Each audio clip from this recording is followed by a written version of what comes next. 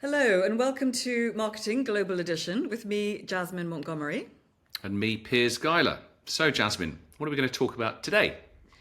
We are diving into a story about a brand going viral. But first, I just want to tell you something. Do you remember that episode we did about whether brands should jump on social media trends? Yes, especially the AI doll trend, I think we talked about, and that went totally viral.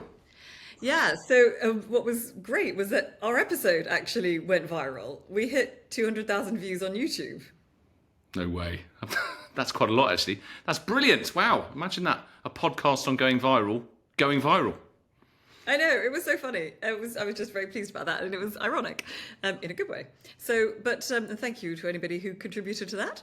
And speaking of massive trends, have you seen what's causing a global pistachio shortage? No, but I can take a guess because it's everywhere. Is it Dubai chocolate? Yep, that's the one. Okay, so what's the story behind it? Well, here's the backstory. So in 2021, a lovely British Egyptian woman in Dubai named Sarah Hamouda was pregnant with her second child, and she was craving a specific chocolate flavour. And she sent her husband out to find it, but it just didn't exist.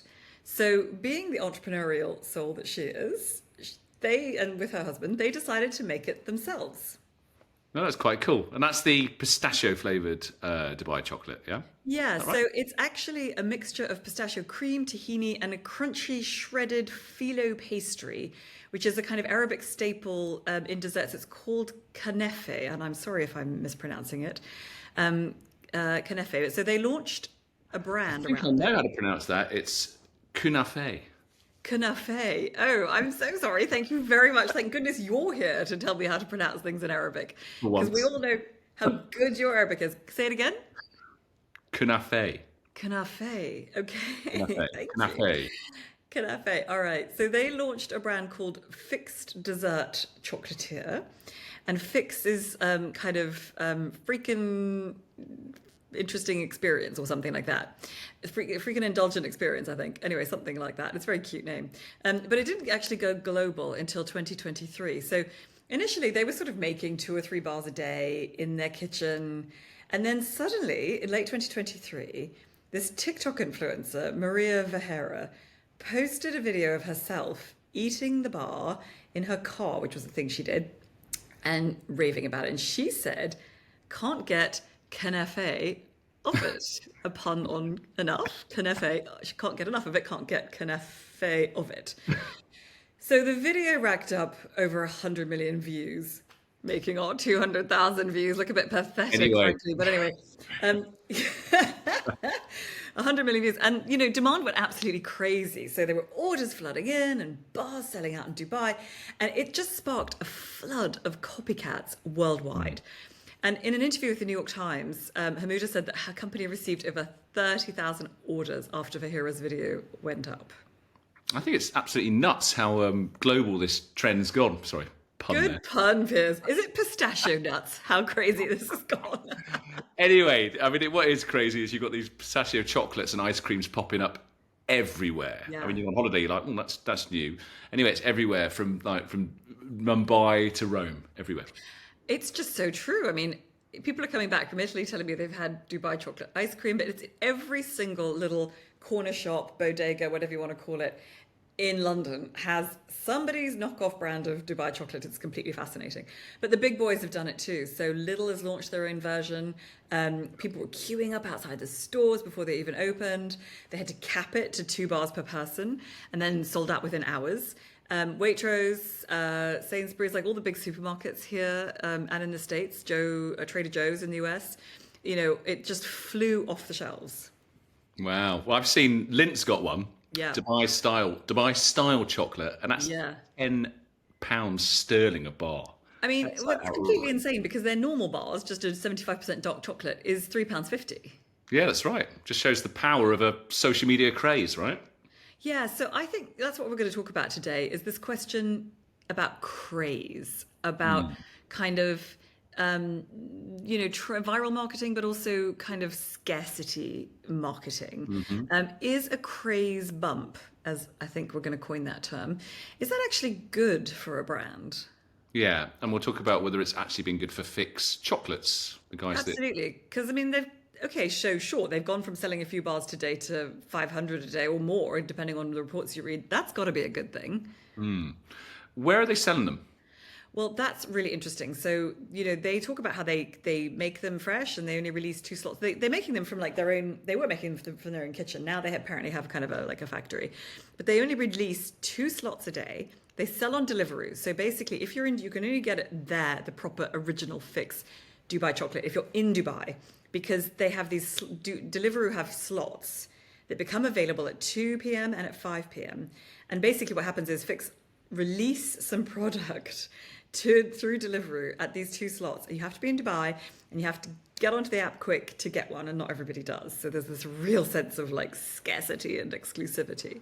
So that's fascinating. All this like Dubai chocolate we're hearing about everywhere. I know we just mentioned some other brands, but you'd think there was a big brand at the heart of it, and it's not. They're all just globally. It's all everyone's knocking them off. It's just global knockoffs. I mean, absolutely. So. Wow. Fix, the original guys, have now have a pop-up in Dubai duty-free, which is really cool. But otherwise, the stuff you're seeing in retail all over the world, if it's in shops, around the rest of the world, it's a knockoff. Okay, but it's a win because they're at least selling more in Dubai, right? Is it? Or is it a loss because most of the global market out there is enriching other brands? Well, and that's going to be the basis for our debate today, actually, interestingly.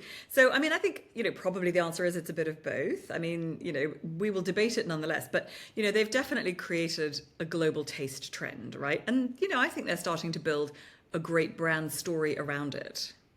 Well, I think it's a huge missed opportunity. I mean, Dubai chocolates, it's now a multi-billion-dollar segment within the global chocolates industry. And Fix, the people who've come up with it, have only got a tiny piece of the market. Yeah, I mean, it's tough to get precise with numbers, but Arabian Business reports Ḥemmūda's team is getting over 100 orders a minute. And Newsweek said they've sold more than 1.2 million bars in Q1 of 2025. So, I don't know. I mean, I think they're definitely doing well. They're probably rejoicing in this, tsunami of orders. Maybe, but, the global market is humongous now. Yeah, but come on, you can't go from making 3 bars a day in your kitchen to being $1 billion brand overnight, even if every influencer in the world is raving about your chocolate. Like, you can't scale that fast, surely. Fair, but they could have done more to protect their own idea, surely. They could have somehow done better out of this. Right, you think they could have protected their intellectual property. I mean, it's a tricky one because you can't really patent a recipe. You can't trademark it, you can't copyright it. Recipes are sort of a bit immune from that. You can, there are some ways you can try, you can do some stuff, but basically you can't, patent it. So there are plenty of flavor crazes like salted caramel. They just get adopted by everybody and it becomes a global thing. What about things like the rainbow bagel or the cronut? I don't know if you remember those. Those were like iconic trends, yeah? Could Fix have done something similar to that and benefited from it?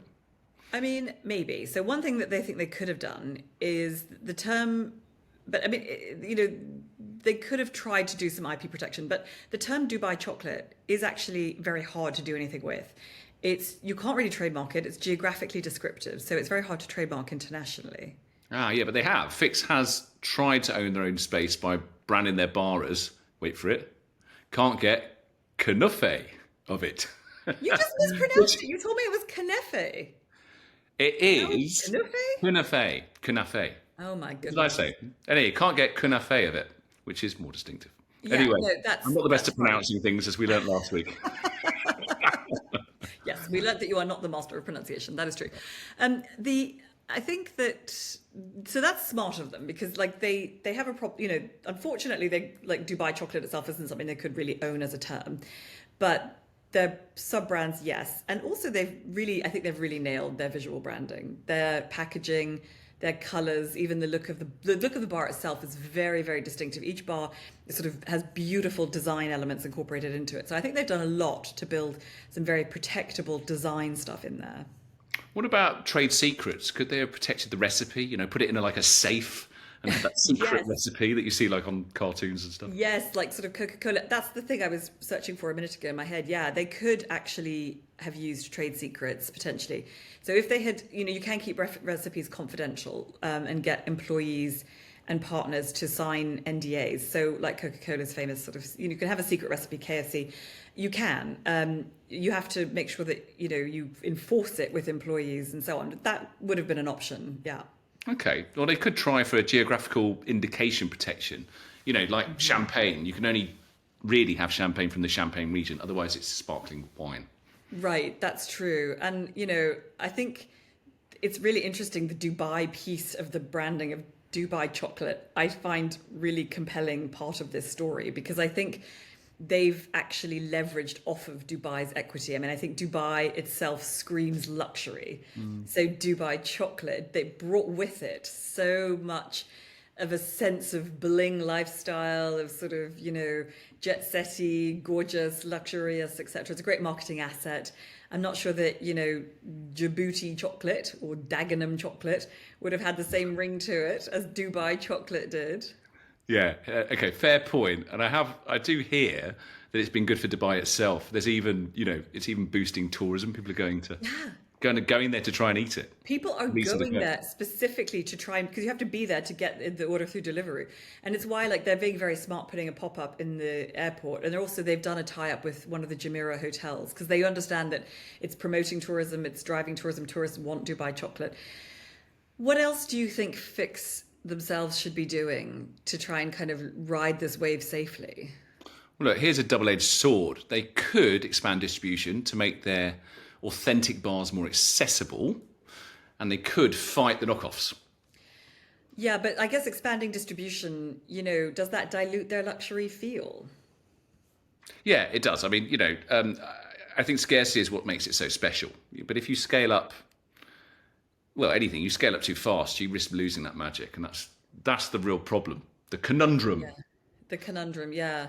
The cronut-undrum. It's sort of a cautionary tale, isn't it? It's kind of like Prime or the bagel store. Yeah, exactly. Well, let's talk about Prime. Yeah, so Prime's, I think, a perfect example. So I'm sure everybody listening to this knows that, I think a lot of them will know that drink, that sort of hydration drink, partly caffeinated, partly not caffeinated, set up by two of the biggest YouTubers, Logan Paul and KSI. Are they boxers? What were they? They're YouTube martial arts guys who had been fighting each other, and they were huge YouTubers. Doing FIFA and stuff like that. I mean, they're just huge now. They're sidemen and all that sort of stuff. Joined forces in 2022 and launched this thing, and anybody who has kids will remember that the kids all had to have Prime, and you couldn't get it anywhere. They were charging ridiculous amounts of money, like 15 quid a bottle. People were trying to buy it on eBay. There were these limited editions. They teased it. Logan Paul and KSI teased it like crazy. They had cryptic tweets. They had all these videos, the works. So fans were hyped. It was a huge reseller market, actually. It was absolutely nuts. But, what they did do is they really nailed the launch. They partnered with big retailers. They kept their stock super tight so that it sold out really fast, driving demand crazy. And they did it. They handled it really well, and they even landed really cool deals actually with the UFC and on Arsenal, great football club. So basically, they used scarcity to make the brand go viral, right? But which I don't know, how's that working out for them now? Well, exactly. What happened was the hype died down once it became more readily available. Suddenly it's actually easy to get. Reports actually say that sales dropped 50% in 2024, down by 63 million pounds sterling. Meanwhile, competitors like Red Bull and Monster are just continued going. Do you know what I mean? So it was a craze, and people realised it might not actually taste that nice. So scarcity worked at first, but then it kind of backfired? Yeah, exactly. You build this sort of craze bubble that you coined earlier, and then when you finally scale up, you pop your own bubble. It's such an interesting cautionary tale. And I do think Fix could end up doing the same thing. But if they manage it right, they could become the next Tony's Chocolonely, perhaps. I mean, I'm sceptical. Do you think they could pull it off? I do. I mean, I kind of compare them to Tony's Chocolonely because I love Tony's. You know, they've got really distinctive branding, really distinctive packaging. They've got a beautiful brand story that's all about sort of, you know, fair trade in the chocolate, in the cocoa industry, even to the extent that, you know, when you buy the bar of Tony's Chocolonely, and I used to be mystified by this, like it has all these weird lines, so it doesn't break in quadrants like a normal kind of chocolate bar. It has all, it's all like... Never try and bite it off with your teeth. Terrible. Yeah, it's all these abstract, weird triangles, right? And actually, what that's about is it's a visual representation of the iniquity and the inequality in the cocoa sort of trade. So it's about the unequal distribution of wealth, which I think is kind of unequal distribution of chocolate. I love that. But I see so much potential in Fix. I think their packaging is fun and memorable. The brand name is cool. It's not descriptive. Even their product names are great, you know, like Mind Your Own Biscoff and Butter to Be Safe Than Salty and Catch Me If You Pecan. And they're really fun. I mean, they do this great thing of puns. They're in Dubai Duty Free. They're in the Jumeirah Beach Hotel. They've done some sort of project with Sheikh Mohammed, which is amazing. Their gift packaging is gorgeous. They've got a really strong social media game. And I think...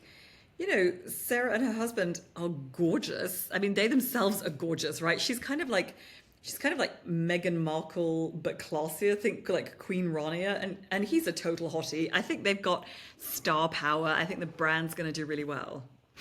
That's all well and good, but will they get the scale up and distribution strategy right? Yeah, I mean, they're still figuring it out. You know, I don't know. I think perhaps their website needs a bit of work, but overall, it's a really creative business. I do take issue with some of their behind the scenes videos on social. I think they're slightly killing the magic of the myth of the handmade chocolate made by expert chocolatiers.